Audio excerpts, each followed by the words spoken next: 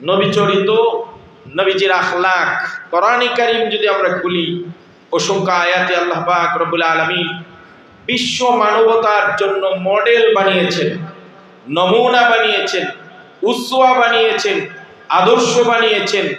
পৃথিবীতে যত মানুষ চরিত্রবান দাবি করে, নবী মুহাম্মদ সাল্লাল্লাহু আলাইহি ইসলামের চরিত্র থেকে চরিত্র ধারণ না করে কেউ চরিত্রবান হতে পারবে না। কথা বলেন ঠিক কিনা? কারণ সবচাইতে মহান চরিত্রের অধিকারী যিনি, তার ব্যাপারে আল্লাহ কোরআনে বলছেন। আল্লাহ রাব্বুল আলামিন বলেন, নুন ওয়াল কলামি ওয়া মা ইয়াসতুরুন মা আনতা বিনি'মাতি রাব্বিকা বিমাজনুন ওয়া ইন্না লাকা লাআজরান গায়রা মামনুন ওয়া ইন্নাকা লাআলা খুলুকিন আযীম। আল্লাহু আকবার বলেন। কোরআনে কারীমের শব্দ চয়নের প্রতি খেয়াল করবেন উলামায়ে কেরাম। আল্লাহ সুবহানাহু ওয়া তাআলা বলেন, ওয়া ইন্নাকা লাআলা খুলুকিন আযীম। আরবি ব্যাকরণ অনুযায়ী আলা মানি এমন একটা জিনিসকে বোঝায় যে জিনিসের উপর অন্য একটা জিনিসকে বসানো হয়। ধরে নেন আমি এখন চেয়ারের উপরে আছি, আমরা বলবো আনা আলাল কুরসি অথবা হুয়া আলাল কুরসি, তিনি চেয়ারের উপর। তার মানে চেয়ারটা হলো আমার বাহন। আল্লাহ রাব্বুল আলামিন এই কথাই শুধু বলেন নাই, নবীজি আপনি উত্তম চরিত্রের অধিকারী। নবীজি উদ্দেশ্য করে আল্লাহ বলেছেন, ওয়া ইন্নাকা লাআলা খুলুকিন আযীম, আপনি উত্তম চরিত্রের উপর অধিষ্ঠিত আছেন।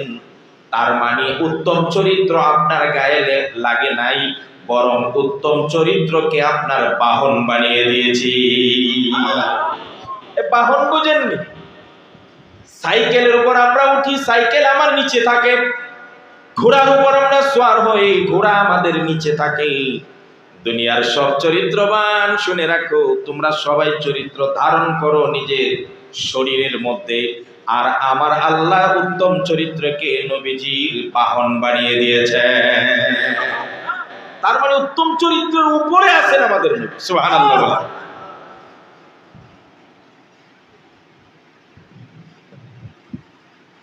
আমেরিকার একজন বিখ্যাত লেখক ছিলেন, সাহিত্যিক, মাইকেল এইচ হার্ট। ধর্মের হিসাব থেকে তিনি ছিলেন খ্রিস্টান।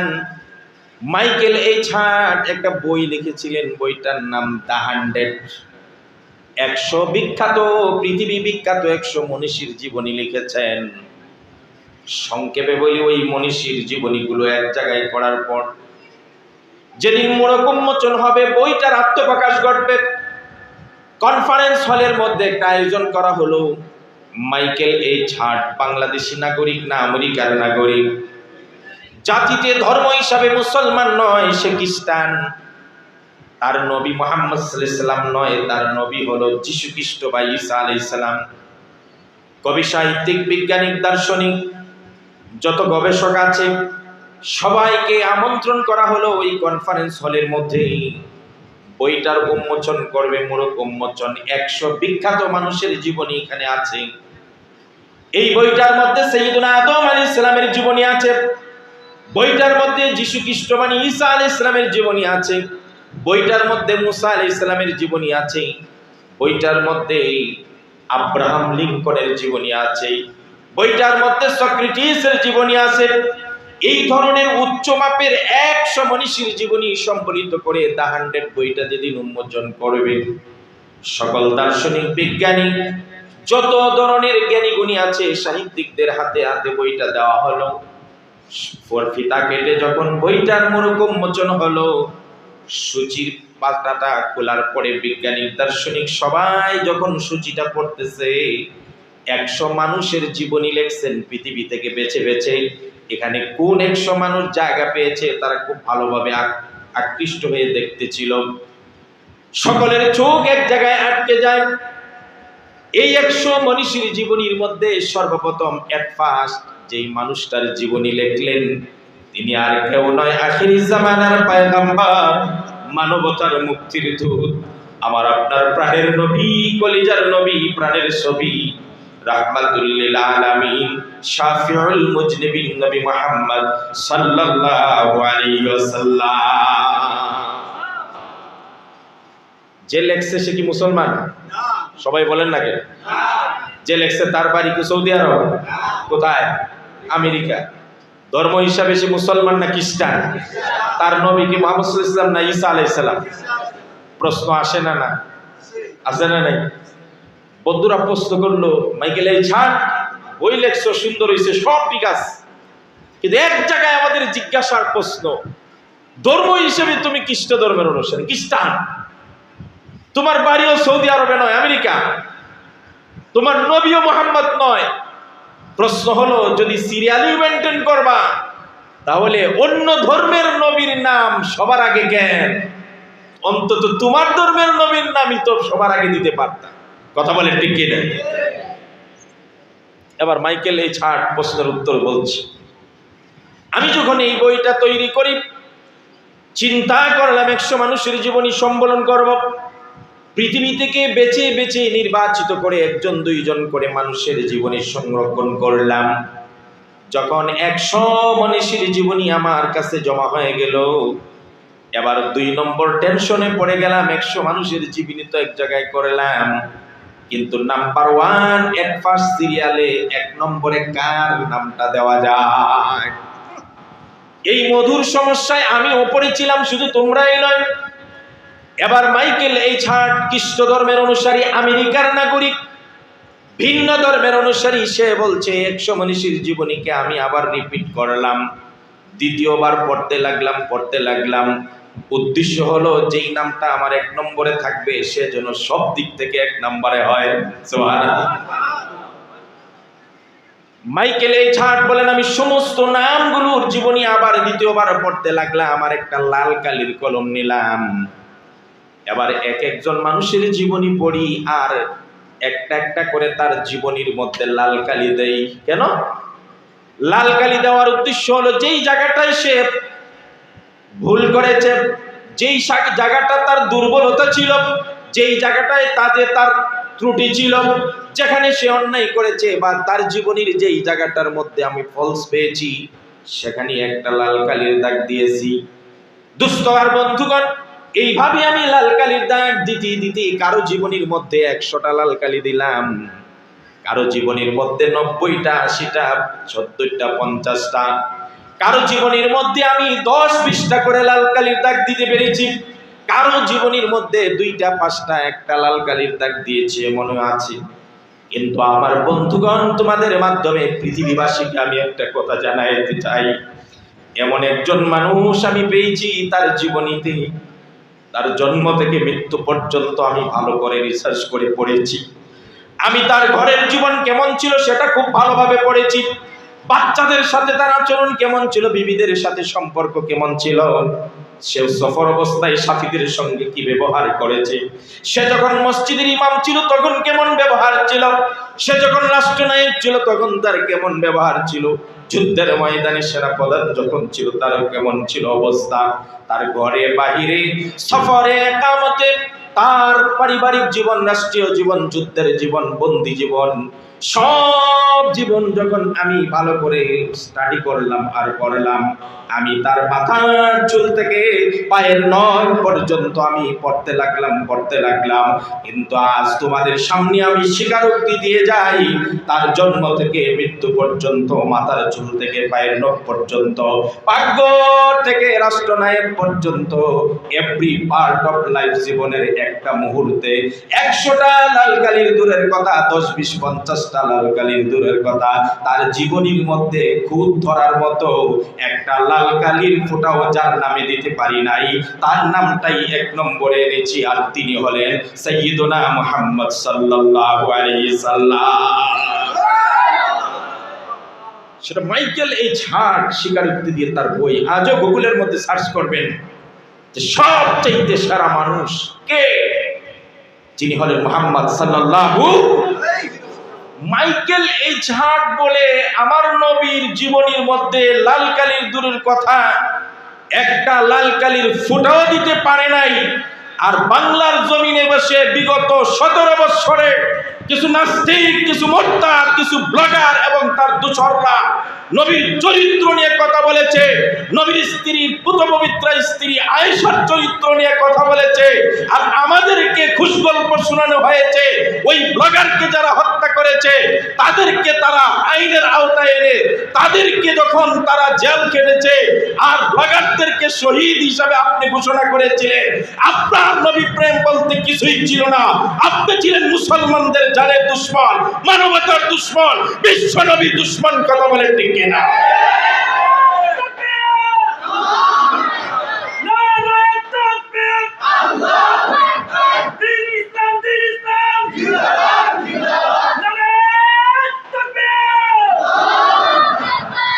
ভুলে গেছে রঙ্গিলা রাসূল লেখার পরে সেখানে মর্দে মুজাহিদ মুসলমান ওই বইয়ের প্রকাশককে ডিরেক্টলি হত্যা করে আদালতে বিচার উঠেছিল।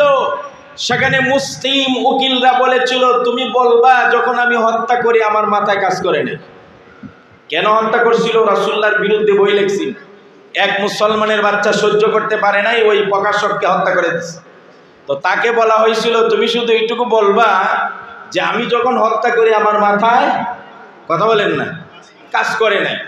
সকাইছে আদালতে ওঠার পরে মাননীয় বিচারক জাস্টিস যখন জিজ্ঞেস করলো যে তুমি যখন তাকে হত্যা করছো তুমি কি সুস্থ মস্তিষ্কেই করছো নাকি উল্টাপাল্টা কিছু হয়েছিল?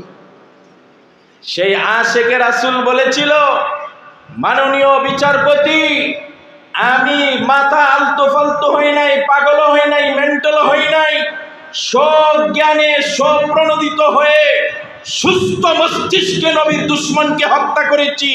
এর জন্য একবার নয় 100 বার ফাঁসি হলেও আমি রাজি আছি। খোদার কসম, আজও বাংলার জমিনে এমন আশিকে রাসূল আছে নবীর চরিত্র নিয়ে কথা বলবে, জীবন হেসে খেলে দিয়ে দিবে, কিন্তু কখনো দুশ্মনকে সাথ দেবে না। কথা বলে ঠিক কিনা? এমন একটা দশক বের করেছি আমরা, এমন একটা আমরা জামানা পার করেছি, কালো অধ্যায় ইতিহাসের হয়ে থাকবে। যে অধ্যায়ে দাড়ি রাখলে হয়ে যেত মৌলবাদী। কথা বলে ঠিক কিনা? যে অধ্যায়ে টুপি পরলে হয়ে যেত জঙ্গি, যে অধ্যায়ে হক কথা বললে আমাদেরকে বিভিন্ন ভাবে আখ্যায়িত করা হতো, যে অধ্যায়ে মুখ চেপে ধরার অধ্যায়, বাক স্বাধীনতা হরণ করার অধ্যায়, মানবতা পায়ে পিষ্ট হওয়ার অধ্যায়, অন্যায় আর দুর্নীতির অধ্যায়, আজ কলিজা ছিঁড়ে যায়। যে উলামায়ে কেরাম পাড়ায় পাড়ায়, মহল্লায় মহল্লায় কোরআন সংরক্ষণের জন্য নিজেদের জানমাল, নিজেদের সবকিছু বিসর্জন দিয়ে জাবালে নূরের মতো মাদ্রাসা তৈরি করে কোরআন সংরক্ষণের ব্যবস্থা করে, সেই কালো অধ্যায়ের স্বৈর শাসকেরা হেফাজতের ঘটনায় আলেমদের দোষারোপ করে বলেছিল, আমরা নাকি বাইতুল মুকাররমে কোরআন জ্বালাইছি, আমরা কোরআনের সংরক্ষণ করি, আর আমাদেরকে জাতির সামনে মিথ্যা বলে কোরআন জ্বালানেওয়ালা বানাইছিল। খোদার কসম, যেই দিন এমন মিথ্যা তুহমত পাবনগীর উপর দিয়েছে, আল্লামা আহমদ শফির উপর দিয়েছে, ওই দিনই আপনার তখতে তাউসা আগুন লেগে গেছে। কত বড় আসমান ফাটা কথা। আচ্ছা, এটা কি কোনো পাগলে বিশ্বাস যে আলেমরা কোরআন জ্বালায়? আচ্ছা, আলেমরা রাত দিন কষ্ট করে কোরআন সংরক্ষণের কাজ করে। আচ্ছা, কোরআন যে জ্বালায়, যে জ্বালাইতে পারে, বোঝা যায় তার ভিতরে আল্লাহর ভয় আছে। আল্লাহর ভয় থাকলে কেউ কোরআন জ্বালাইতে পারে? আপনারা কি মনে করেন, আলেমরা যদি কোরআন জ্বালায় থাকে তাহলে আল্লাহর ভয় আলেমদের মধ্যে নাই? কথা কয় না কেন? সব ভয় আমাদের আপার কাছে ছিল না? কার কাছে? কথা বলে না, কার কাছে? আর আমাদের দরবেশ চাচার কাছে ছিল। যেই দরবেশ চাচা বলেছে আমি কোরআন অনুযায়ী কোরআনে চলি, হাদিসের মধ্যে উল্টাপাল্টা আছে, কোরআনটা মোটামুটি ঠিক আছে, তারপরে দুই এক জায়গায় সমস্যা আছে। আর জোরে বলা যায় না? আরে মিয়া, ঘৃণা ভরে বলেন না নাউজুবিল্লাহ। আমি বুঝি না, দরবেশ চাচার বিরুদ্ধে হত্যা মামলা, দুর্নীতি মামলার পরে, এগুলা পরে বাংলার জমিনে 360 আউলিয়ার দেশে 4.5 লক্ষ মসজিদের নগরীতে লক্ষ লক্ষ আলেম ওলামাদের শহরে, যেই দেশে সূর্য উদয় হয় আল্লাহু আকবারের ধ্বনিতে, যেই দেশে সূর্য অস্ত যায় আল্লাহু আকবারের ধ্বনিতে, যেই দেশের মাঝি মাল্লাদের কণ্ঠে লা ইলাহা ইল্লাল্লাহর জিকির ওঠে, যেই দেশে সকালবেলা বুকে কোরআন নিয়ে আমার মুসলিম সন্তানেরা বক্তব্যে যায়, ওই দেশে দাঁড়িয়ে একজন রাষ্ট্রের দায়িত্বশীল দরবেশ চাচা যখন বলে কোরআনে ভুল আছে, তখন তার বিরুদ্ধে সবচেয়ে বড় মামলা হওয়া দরকার। ইসলামের রাষ্ট্রদ্রোহ নয়, সে দ্বীনদ্রোহী, ইসলামদ্রোহী, ধর্মদ্রোহীর মামলা দিয়ে তাকে ফাঁসির কাস্টে ঝুলানো দরকার। কত বড় দুঃসাহস! কোরআনে ভুল আছে একজন মুসলমান বলে, আর এটাও আমরা সহ্য করে গেছি, এটাও আমাদের সরকাররা সহ্য করছে। আর আমরা থেকে আহ কইলেই কয় এরা ধর্মীয় অনুভূতিতে আঘাত লাগে। আর আপনার পাশের চেয়ারে যিনি বসে বলেন যে কোরআনে ভুল আছে, ওই সময় আপনাদের চোখে আর কপালে ঠাডা পড়ে, এটা দেখেন না। কথা বলতে কি আমাদেরকে কি বলা হয়েছে? আমরা কোরআন জ্বালাইছি। নাউজুবিল্লাহ বলবেন না? আরো জোরে বলেন না। একটা আপনারা বিশ্বাস করুন, এমন একটা জামানা আমরা পার করেছি, যেই জামানায় মিথ্যাকে শাড়ি পরিয়ে সুন্দরভাবে জাতির সামনে বলতে বিন্দু মাত্র এদের ব্রোকসকাই নাই। কথা বলেন ঠিক কি বলেছিলে? যে হেফাজতে কোনো হতাহত, কথা কয় না। তো সাংবাদিকরা যদি প্রশ্ন করে হতাহত যদি না হয়, তাহলে এই যে লাশগুলা পয়রা ছিল, মরে ছিল, গায়ে রক্ত লাগানো ছিল, এগুলা কি? তখন কি উত্তর দিল? কথা কন না আপনারা? আরো জোরে বলে। তার মানে আপনি কি বলতে চান? একদিকে আলেমদেরকে বললেন বাইতুল মুকাররমে কোরআন জ্বালাইছি, একটা তুহমত। দ্বিতীয়ত তিনি জাতীয় সংসদের মতো মহান পবিত্র স্থান, যেটাকে তারা মনে করে, এমন পবিত্র স্থানে দাঁড়িয়ে 18 কোটি জনতার সামনে বক্তব্য দিয়ে বললে যে হেফাজতের ঘটনায় কেউ মরে নাই, বরং যারা শুয়েছিল তারা লাল রক্ত মেখেছিল, পুলিশের বাঁশির আওয়াজ শুনে রক্ত মাখা অবস্থায় দিচ্ছেন। তো লাল রক্ত মেখেছিল, এরা কি মেখেছিল? এটা দ্বিতীয় আরেকটা তুহমত। এত তুচ্ছতাচ্ছিল্য, এত তুচ্ছতাচ্ছিল্য, জাতির সঙ্গে তামাশা, জাতির সঙ্গে বিদ্রোহ, শহীদদের রক্তের সঙ্গে বিদ্রোহ করেছেন আপনি। কতটা পাপের বোঝা ভারী হলে আল্লাহ মিরাক্কেল ভাবে আল্লাহর পক্ষ থেকে গজব এসে রাতারাতি তার তখতেটাও তছনছ হয়ে যায়। কথা বলেন ঠিক? এই সমস্ত কাজ করলি, আরে বাটা কোরআন পড়াবো আমরা কেন? আমাদের ভিতরে আল্লাহ ভয় আছে? সবাই বলেন আরো জোরে। আল্লাহর ভয় যাদের ভিতরে থাকে, পৃথিবীতে তারা সবচাইতে শ্রেষ্ঠ সম্মানী। এজন্য রাসূল হলে আতকাকুম, রাসূল বলেন আনা আতকাকুম, আমি সারা পৃথিবীর মানুষে যতটুকু আল্লাহকে ভয় করে, আমি সবচাইতে বেশি আল্লাহকে ভয় করি। সুবহানাল্লাহ। আর নবীজির ওয়ারিস আলেমদের ভিতরে ভয় আছে না? সবাই বলেন। যাদের ভিতরে ভয় আছে তাদের ব্যাপারে কোরআন বলছে।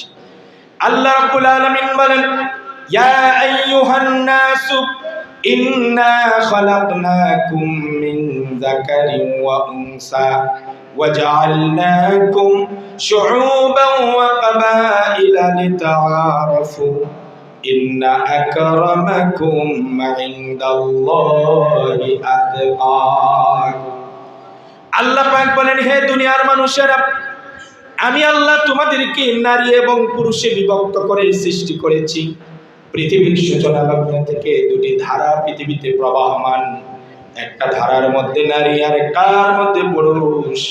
ওয়াজআলনাকুম শুউবান ওয়া কাবাইলা। আল্লাহ পাক বলেন, আমি বিভিন্ন গোত্রে তোমাদেরকে, বিভিন্ন গোত্রে আমি বিভাজন করে দিয়েছি, বিভিন্ন উপাধিতে তোমাদেরকে আমি বিভাজন করে দিয়েছি, বিভিন্ন বংশে তোমাদেরকে আমি বিভাজন করে দিয়েছি। আপনারা খেয়াল করে দেখবেন, এই পৃথিবীতে কেউ চৌধুরী, কেউ পাঠান, কেউ ভুইয়া, কেউ তালুকদার, কেউ জমিদার, কেউ ইত্যাদি ইত্যাদি বংশ আছে। কারো আবার বাড়ি বাংলাদেশ, কেউ আবার বাড়ি আরব দেশ।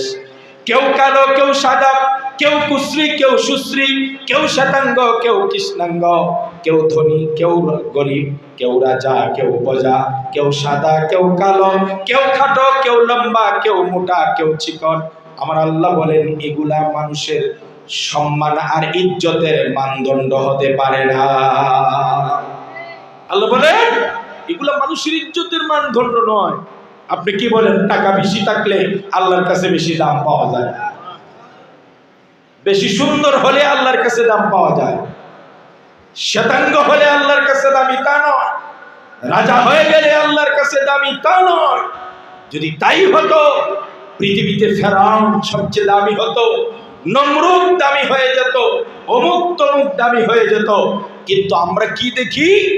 ইতিহাস সাক্ষী, পৃথিবীর ইতিহাস সাক্ষী যে যত বেশি জুলুম করেছে, জুলুম যত বেশি তত বেশি গভীর হয়েছে, রাত যত বেশি গভীর হয়, মানুষের শুভে সাদিক যেমন তাড়াতাড়ি হয়, জুলুম যত বেশি করবে তত বেশি পতন ত্বরান্বিত হবে। কথা বলেন ঠিক কিনা? জালিমকে আল্লাহ সাথ দেন, এটা আল্লাহর নিজামে নাই, এমনকি দুনিয়ার নিজামও নেই। দুনিয়ার নিজাম, দুনিয়ার শৃঙ্খলা, দুনিয়ার তো একটা নিজাম আছে, এই নিজামে কোনো জালিমকে আল্লাহ কি করেন না, ছাড় দেন। আমরা বলতাম আগে শুধু বলতাম, এনারা বলতো আমরা এতটা শক্তিশালী, আমরা যা ইচ্ছা তাই করব, এটা আমার দেশ, এটা অমুকের দেশ। বেশি বাড়াবাড়ি করলে সব বন্ধ করে দেবে, আছে না নাই? এই অহমিকা, অহংকার কোন মানুষের মানায় না। আল কিবরিয়া উরিদাই, আল্লাহ বলেন বেটা অহংকার তো আমার চাদর, এটা নিয়ে তুই টানাটানি করস।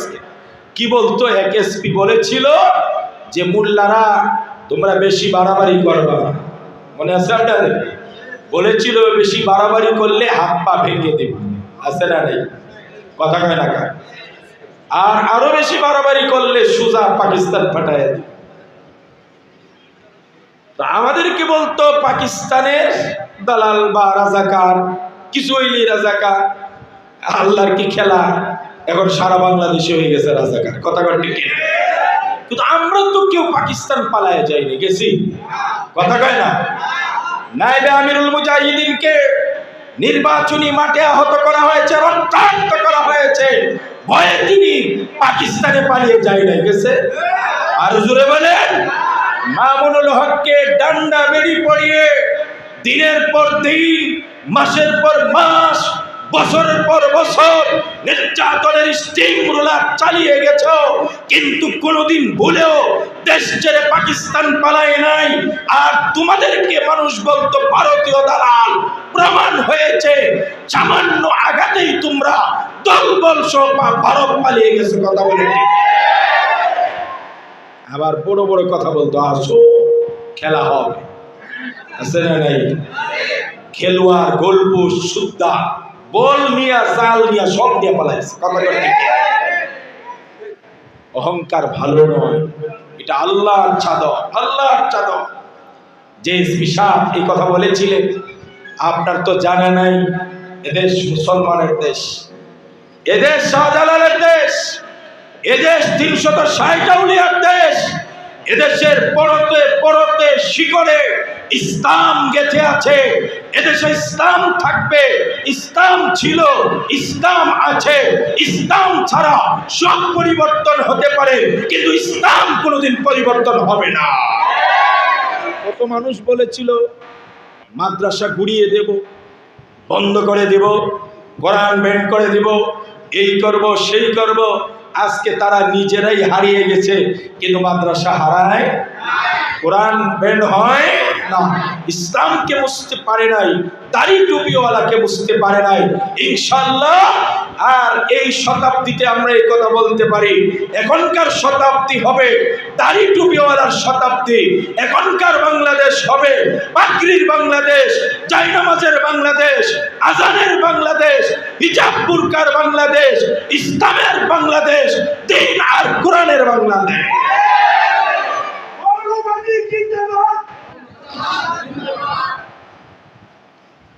এই জন্য বলছিলাম এগুলা মানুষের সম্মানের মানদণ্ড নয়। কে ধনী, কে গরিব, কে ছোট খাটো, আল্লাহ বলেন ইন্না। এগুলা কেন তাহলে করলেন?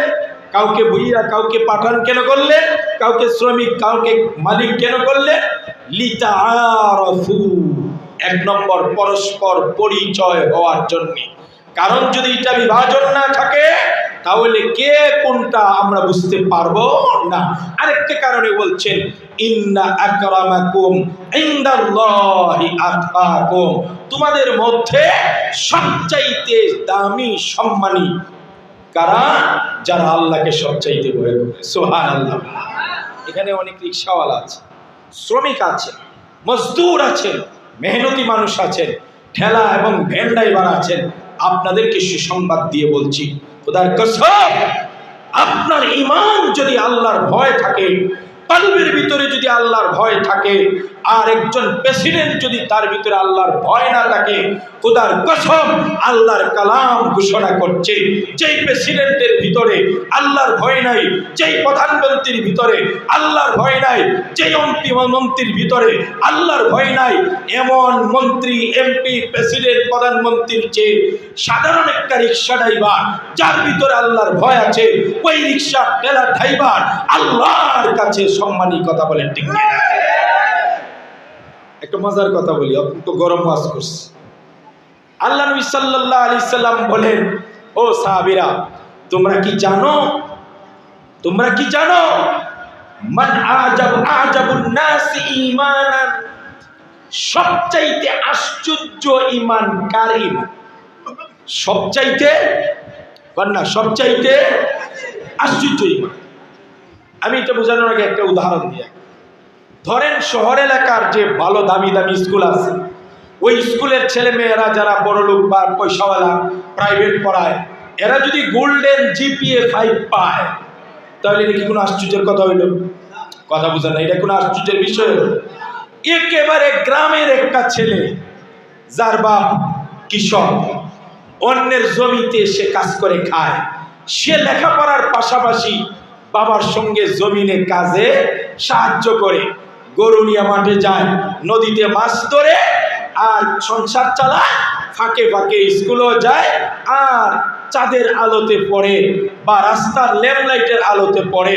ওই ছেলেটা অনেক কষ্ট করে লেখাপড়া করছে, সে যদি গোল্ডেন জিপিএ 5 পায়, আমরা সাধারণত দেখি মানুষ আশ্চর্য হইয়া টিভিতে তার কথা প্রচার করে, পেপারে তার কথা প্রচার করে। আপনারা বলেন তো দেখি, এমন জিপিএ 5, গোল্ডেন জিপিএ 5 শহরে তো অনেক ছেলেরা পাইছে, তারটা প্রচার হয় না কেন আর তারটা প্রচার হয় কেন? কারণ সে আনকমন জায়গা থেকে উঠে আসছে।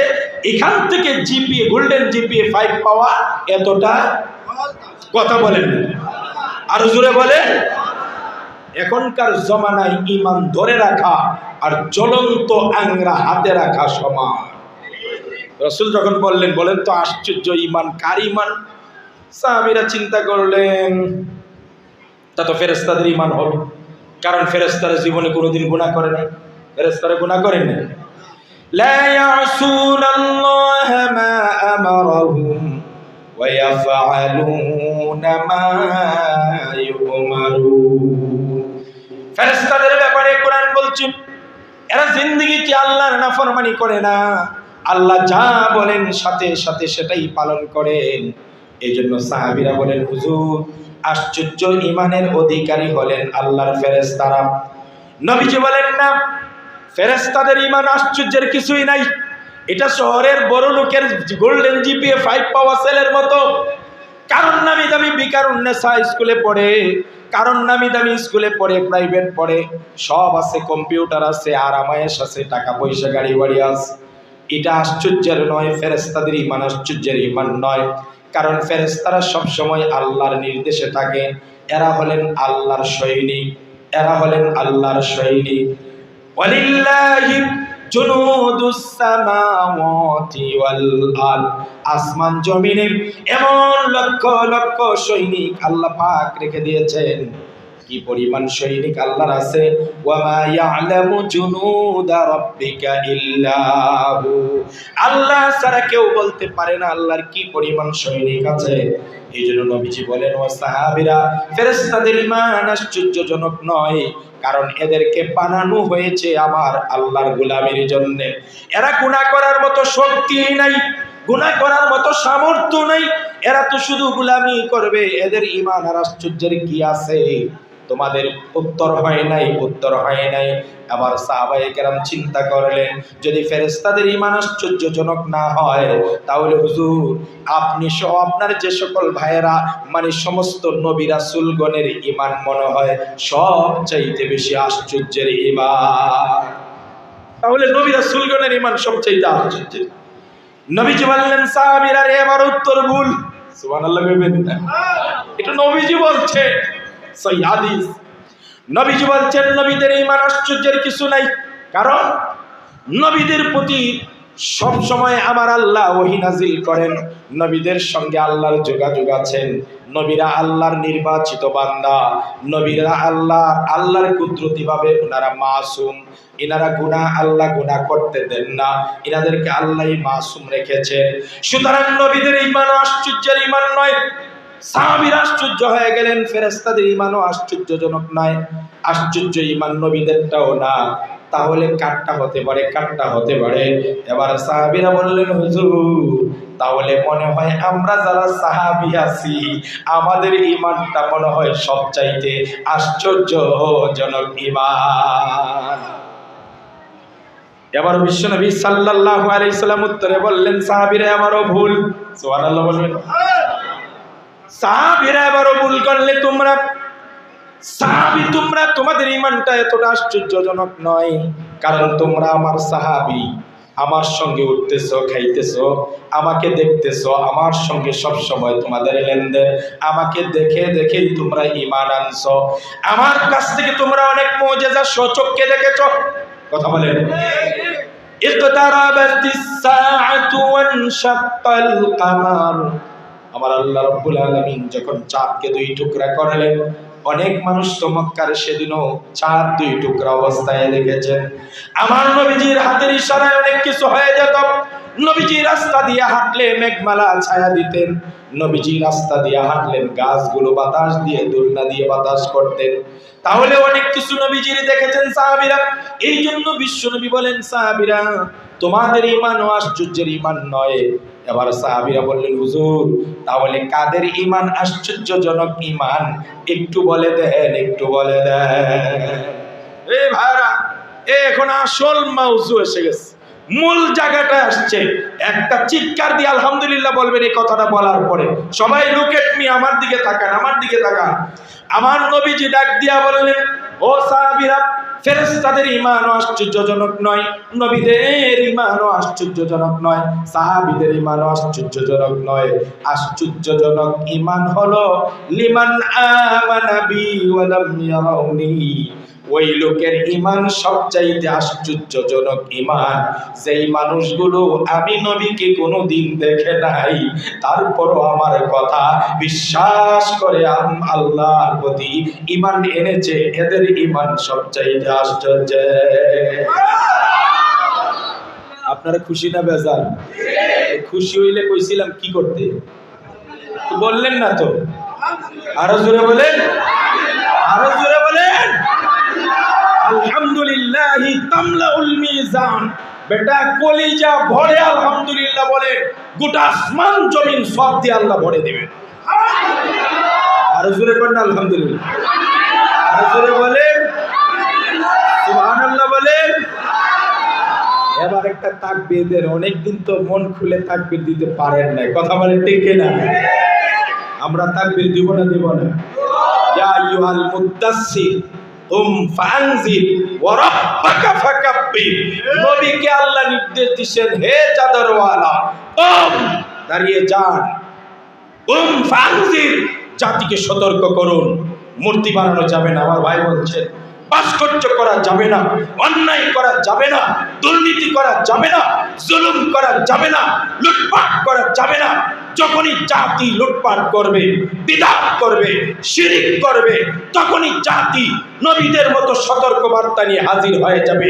এটা দুনিয়ার কোনো দায়িত্ব দেয় নাই কেউ, আল্লাহ দায়িত্ব দিয়েছেন আলেমকে। সরকার বিএনপি নাকি আওয়ামী লীগ নাকি ডক্টর ইউনূস, এটা দেখার বিষয় নয়। যদি ডক্টর ইউনূস সাহেব যদি ইসলাম বিরোধী কোনো কার্যকলাপ করে, খোদার কসম কেউ যদি কথা না বলে, আমি মামুনুল হকের ছাত্র হিসাবে সবার আগে প্রতিবাদ করব। কথা বলেন ঠিক কি? সুতরাং নবীকে আল্লাহ বলছেন, কুম ফানজির ওয়া রাব্বাকা ফাকাব্বির, আপনার প্রভুর নামের স্লোগান দেন। কি দেন?